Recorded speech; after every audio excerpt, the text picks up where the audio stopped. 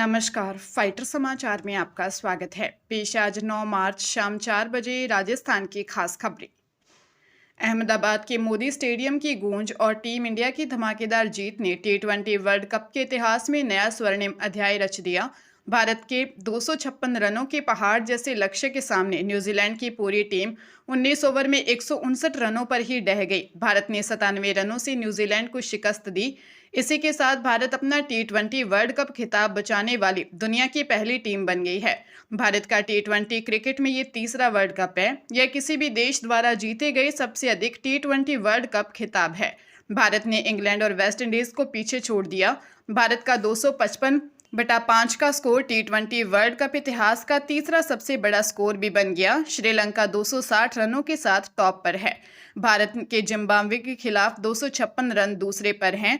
संयोग ये भी है कि पिछले साल मार्च में रविवार के दिन ही भारत ने फाइनल में न्यूजीलैंड को हराकर चैंपियंस ट्रॉफी जीती थी। श्रीगंगानगर में ऑनलाइन मोबाइल डिलीवरी में बड़े फर्जीवाड़े का मामला सामने आया है। ब्लू डार्ट एक्सप्रेस लिमिटेड की शिकायत पर न्यायालय के आदेश के बाद सदर पुलिस ने 18 आरोपियों के खिलाफ धोखाधड़ी और संगठित अपराध का मुकदमा दर्ज किया है। कंपनी के लोकेशन इंचार्ज संदीप कुमार के अनुसार नवंबर 2025 में क्रोमा वेबसाइट के जरिए कई एप्पल आईफोन ऑर्डर किए गए थे। आरोप है कि डिलीवरी बॉय और कुछ ग्राहकों ने मिलीभगत कर असली आईफोन को बॉक्स से निकाल लिया और उनके जमा डमी मोबाइल रखकर पार्सल वापस कंपनी को भेज दी। इस साजिश से कंपनी को लाखों रुपए का आर्थिक नुकसान हुआ है। पुलिस ने गगनदीप सिंह और अंकित सहित 18 लोगों को नामजद किया है। पुलिस वर्तमान में डिलीवरी रिकॉर्ड और संबंधित पार्सल की गहनता से पड़ताल कर रही है। बांसवाड़ा की गढ़ी थाना पुलिस ने सोने के नाम पर 10 लाख रुपए की ठगी करने वाली आरोपी महिला ममता भाटिया को गिरफ्तार किया है। पिछले 2 साल से आरोपी फरार चल रही थी, जिसे पुलिस ने सागवाड़ा में दबिश देकर पकड़ा। जानकारी के अनुसार खड़गड़ा निवासी ममता ने अपनी परिचित रेखा लबाना को आर्थिक परेशानी का झांसा देकर नकली गहने गिरवे रखे और बदले में 10 लाख रुपए नगद ले लिए। लंबे समय तक पैसे वापस न मिलने पर जब पीड़िता ने गहनों की जांच सुनार से करवाई तो उनके नकली होने का पता चला। इसके बाद वर्ष 2024 में मामला दर्ज करवाया गया। पुलिस जांच में सामने आया है कि आरोपी महिला के खिलाफ पहले से ही चेक बाउंस के 5 मामले लंबित हैं और कई वारंट जारी थे। गढ़ी थानाधिकारी रमेश मीणा के नेतृत्व में यह कार्रवाई की गई। राजस्थान के देवस्थान विभाग की एक गंभीर तकनीकी लापरवाही सामने आई है। विभाग ने वर्ष 2024 से अब तक प्रदेश भर के ट्रस्टों के पंजीकरण हेतु आए करीब 4,500 आवेदनों का गोपनीय डेटा सार्वजनिक कर दिया है। विभाग की वेबसाइट पर कोई भी व्यक्ति इन ट्रस्टों के बैंक विवरण, मोबाइल नंबर और रजिस्ट्री के दस्तावेज आसानी से देख सकता है। आश्चर्य की बात यह है कि जो जानकारी आरटीआई के तहत भी व्यक्तिगत बताकर नहीं दी जाती, वह अब पब्लिक डोमेन में उपलब्ध है। इसमें ट्रस्ट सदस्यों के पैन कार्ड, आधार कार्ड और स्पेसिमेन सिग्नेचर जैसे महत्वपूर्ण दस्तावेज शामिल हैं। विशेषज्ञों का मानना है कि इस डेटा का उपयोग साइबर ठग, वित्तीय धोखाधड़ी के लिए कर सकते हैं। अन्य विभागों में केवल आवेदनकर्ता ही लॉगिन कर अपना स्टेटस देख सकता है, लेकिन देवस्थान विभाग की वेबसाइट पर यह सुरक्षा व्यवस्था गायब है। इस लापरवाही से हजारों लोगों की निजी जानकारी खतरे में पड़ गई है। अलवर के रैनी थाना क्षेत्र में दिल्ली मुंबई एक्सप्रेस वे पर हुए सड़क हादसे में शकुन ग्रुप के एमडी वल्लभ माहेश्वरी का निधन हो गया। यह दुर्घटना उस समय हुई जब माहेश्वरी अपनी बीएमडब्ल्यू कार से जयपुर से मथुरा जा रहे थे। एक्सप्रेस वे के चैनेज 136.8 के पास कार अचानक बेकाबू हो गई और बैरिकेड्स तोड़ते हुए पुलिया की दीवार से जा टकराई। हादसा इतना भीषण था कि कार पूरी तरह क्षतिग्रस्त हो गई। गंभीर हालत में माहेश्वरी को अलवर के अस्पताल ले जाया गया, जहां डॉक्टरों ने उन्हें मृत घोषित कर दिया। हैरानी की बात यह है कि हादसे में कार चला रहे ड्राइवर को मामूली चोटें आई हैं। वल्लभ माहेश्वरी शकुन ग्रुप की कई प्रमुख कंपनियों के निदेशक थे। पूर्व सीएम अशोक गहलोत ने उनके निधन पर गहरा शोक व्यक्त किया है। राजस्थान हाईकोर्ट ने चतुर्थ श्रेणी कर्मचारी भर्ती में 0 अंक वाले अभ्यर्थी के चयन और नकारात्मक अंक वाले द्वारा नियुक्ति की मांग पर कड़ी हैरानी जताई है। अदालत ने कहा कि या तो परीक्षा का स्तर अनावश्यक रूप से कठिन था या भर्ती के मानक सही नहीं थे। कोर्ट के अनुसार सरकारी नौकरियों में न्यूनतम मानक होना अनिवार्य है ताकि चयनित उम्मीदवार अपनी जिम्मेदारियों को ठीक से निभा सकें।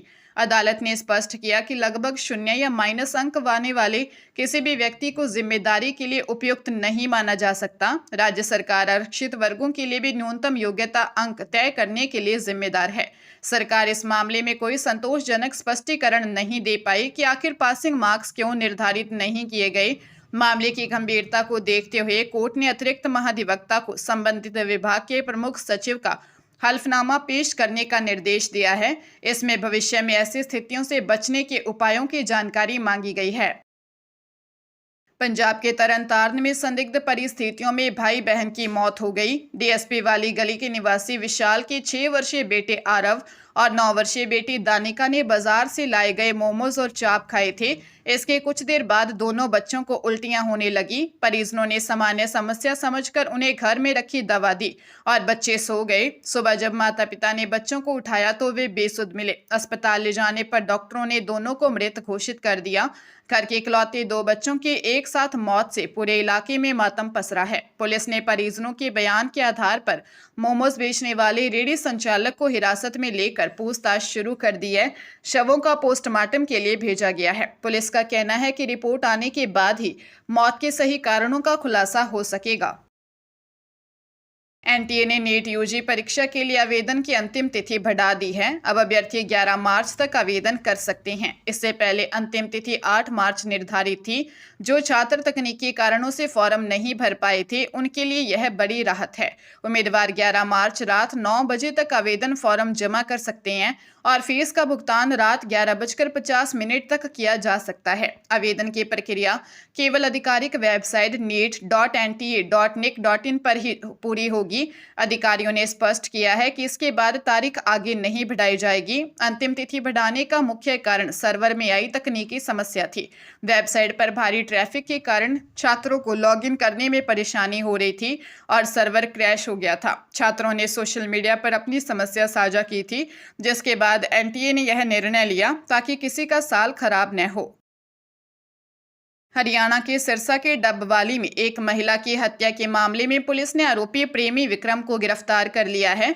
डीएसपी कपिल अहलावत के अनुसार मृतका सुमन पिछले 3 साल से अपने पति से अलग किराए के मकान में रह रही थी। इस दौरान वह विक्रम के साथ रिलेशनशिप में थी, लेकिन बाद में उसका संपर्क किसी दूसरे युवक से भी हो गया। इसी बात से नाराज होकर विक्रम ने हत्या की साजिश रची।